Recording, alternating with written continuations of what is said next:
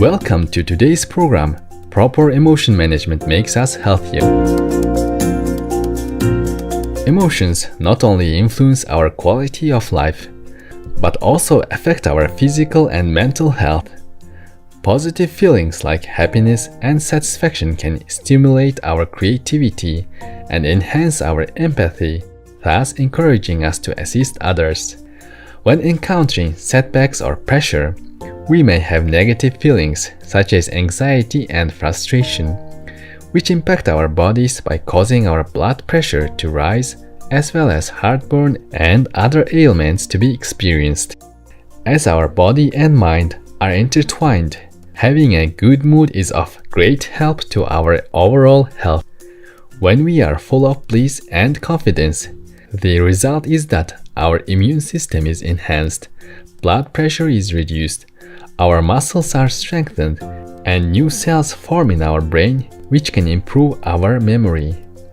When we laugh, endorphins in our brain increase, which is very helpful for our sleep cycle.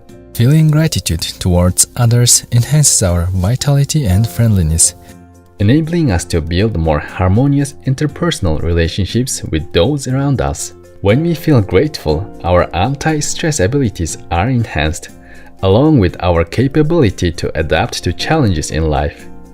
We then tend to focus on more positive thinking patterns and follow a healthier lifestyle.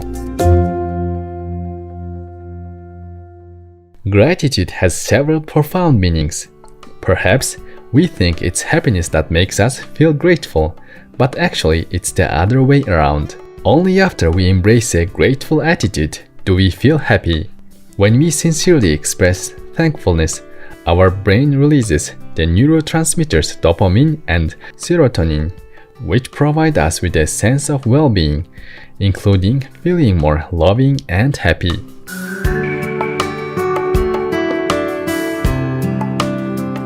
We all have the power to forgive.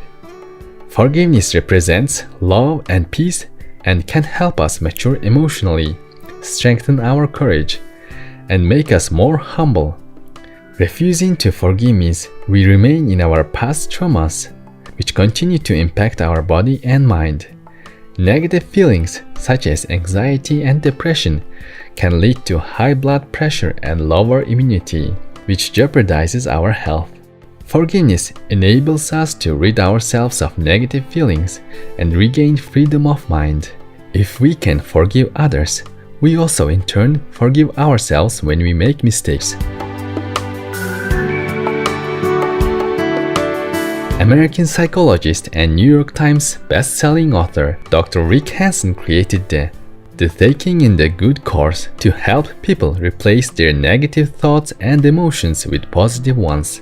He states the people who completed the program, comprised of 6 3-hour classes, experienced significantly less anxiety and depression and significantly greater self-control, savoring, compassion, love, contentment, joy, gratitude, self-esteem, self-compassion, satisfaction with life, and overall happiness. Here is an excerpt from his video called Tips for Taking in the Good that focuses on his approach to retraining one's brain to think in a constructive direction. But if I were to pick something else that I've really seen for people makes a big difference for them from the inside out, is to look for those opportunities to feel truly cared about by other beings. And feeling cared about for me is on a range. It includes 5 major components. Start with feeling included, a sense of belonging, one that's legitimately available, or a sense of being seen, or at least someone's trying to understand you. Like I can watch you trying to understand me and what I'm saying here. Or third, feeling appreciated, feeling respected, feeling that you've actually contributed to others. Or feeling liked, or fifth, actually feeling loved. And it may seem somehow not utterly self-reliant to open to feeling cared about, but I think for most people that's where their deepest wounding is and their greatest longings, to feel more cared about by others.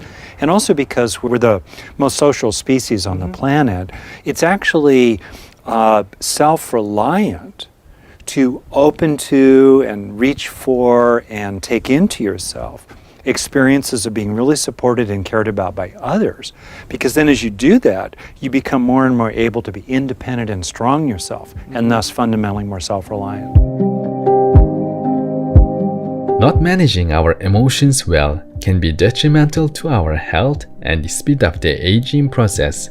Cortisol, an anti-stress hormone, is secreted by the adrenal glands and an essential substance to regulate our system's stress response.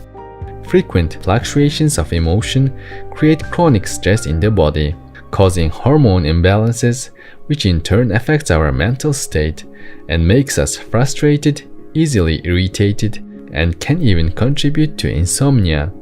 Tension can harm our immune system, thus weakening our resistance to sickness and cause the shortening of telomeres, the protected repeated array of DNA at the end of our chromosomes.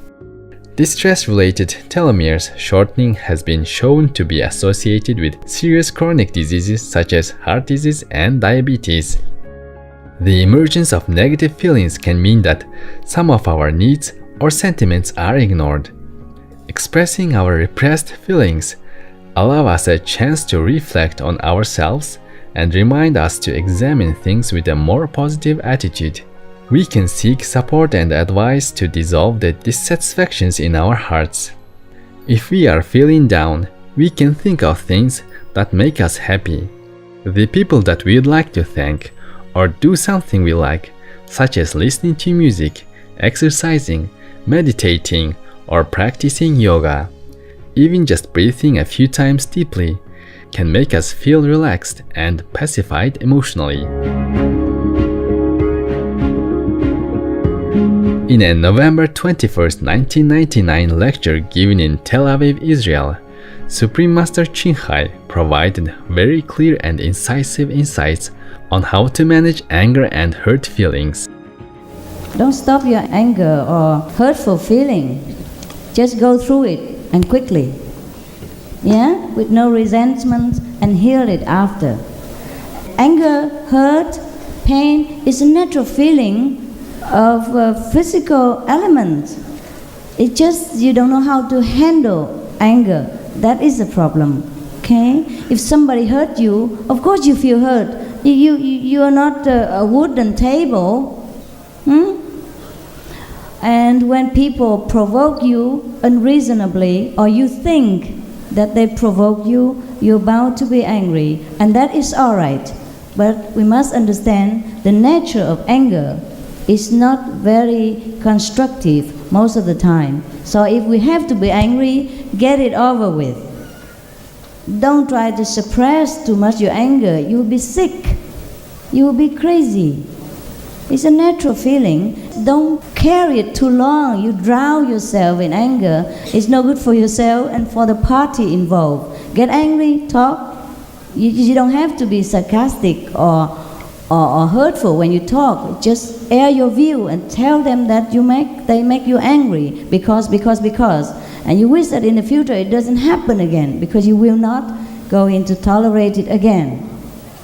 Air your view, finished, and love each other again. That's what I think. Most of the time when we were young, we were taught that we should not show anger, we should not show hurt, and so we keep repressing it, thinking it's no good. But this is too natural within us, we cannot help it.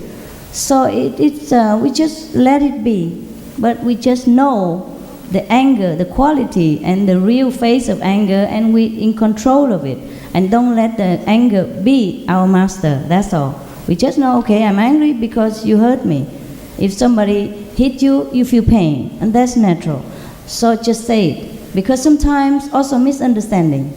You tell to the party and he has also a chance to explain, no, I didn't mean that way, I mean this way. And then either way it will be good. If the person doesn't mean that, then you don't feel angry anymore.